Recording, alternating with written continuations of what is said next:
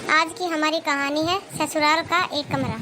हे भगवान, कितनी गर्मी हो रही है और इस एक कमरे में सब लोग कैसे कीड़े मकोड़ों की तरह पड़े हैं। अरे अब क्या करूं मैं। भाभी, अभी तक आप सोए नहीं हो क्या?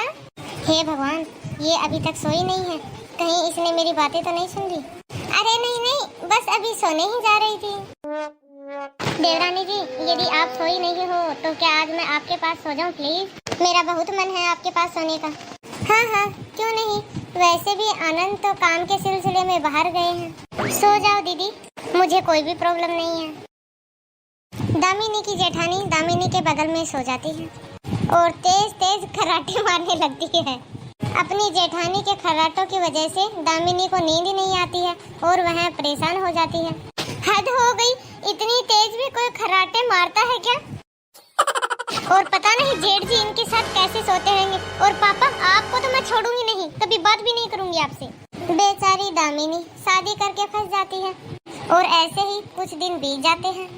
ऐसे ही फिर एक दिन दामिनी जैसे ही सारा काम खत्म करके आराम करने के लिए जाती है, वैसे ही कोमल गिरे पांव लेकर पूरे घर में घूमने लगती है।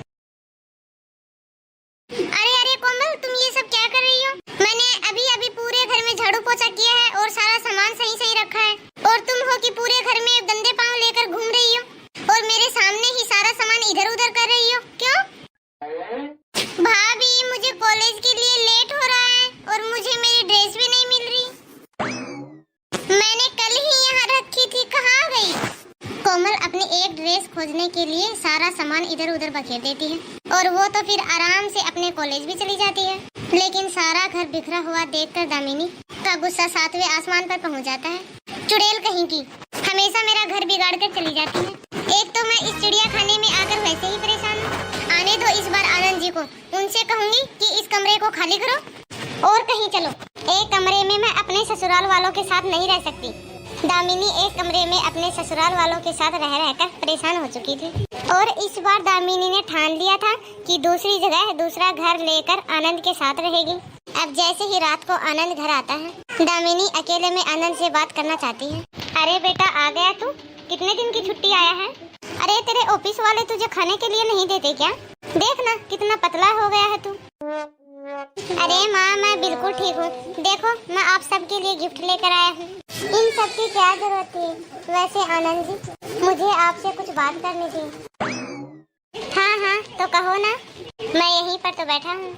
नहीं नहीं आनंद जी, अभी नहीं, थोड़ी देर बाद। वैसे इतनी भी जरूरी बात नहीं है।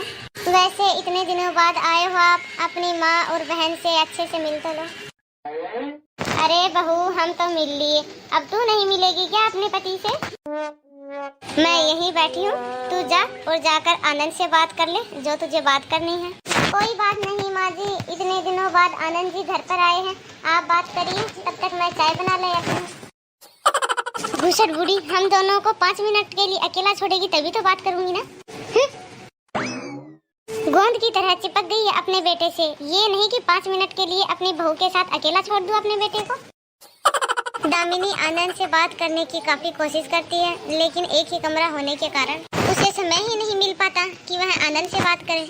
और देखते ही देखते आनंद के जाने का समय भी आ जाता है। देखते ही देखते कैसे 10 दिन निकल गए, पता ही नहीं चला। और मुझे जिस बारे में आनंद जी से बात करनी थी वो बात भी नहीं हो पाई। ये सोच सोचकर दामिनी परेशान हो जाती है और वह कुछ कर भी नहीं पाती।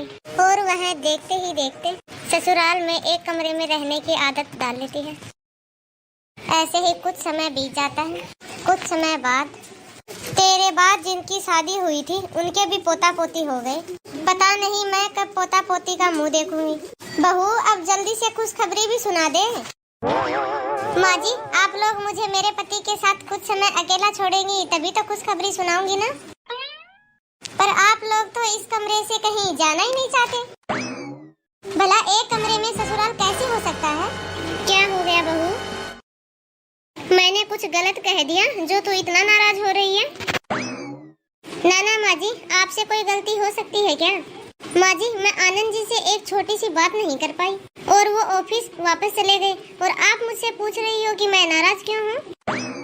माँ जी, आपको नहीं लगता कि अब हम लोगों को 2 कमरे ले लेने चाहिए? आखिरकार दामिनी का गुस्सा सबके सामने आ ही जाता है। दामिनी गुस्से में आकर अपने काम पर लग जाती है और सास समझ जाती है। जब इस बार आनंद घर आता है तो वो कमरे को छोड़ने की बात करता है। हमें आज ही ये कमरा खाली करना है। मैंने दूसरा घर लिया है, बड़ा घर, और वो भी अपना घर। वो अपना ही घर है दामिनी, अब तो खुश होना। तो नया घर? मैं कुछ समझी नहीं। अरे तुम मुझसे यही तो बात करना चाहती थी ना दामिनी। माँ ने मुझे सब कुछ बता दिया है। तुम्हारा कहना भी जायज है दामिनी, पर हमारी कुछ मजबूरियाँ थी ना, इसलिए ना चाहते हुए भी हमें इतनी मुश्किलों का सामना करना पड़ रहा था, और हमारे साथ तुम्हें भी। पर अब सब कुछ ठीक है। अब हम सब एक साथ अपने घर में रहेंगे। आखिरकार दामिनी का सपना सच हो जाता है। वो लोग एक कमरे के मकान से निकलकर अपने दूसरे बड़े से घर में आ जाते हैं। यदि आप सभी को हमारा यह वीडियो पसंद आया हो तो हमारे चैनल को लाइक, शेयर, कमेंट और बेल आइकन दबाकर सब्सक्राइब करना ना भूलें। धन्यवाद।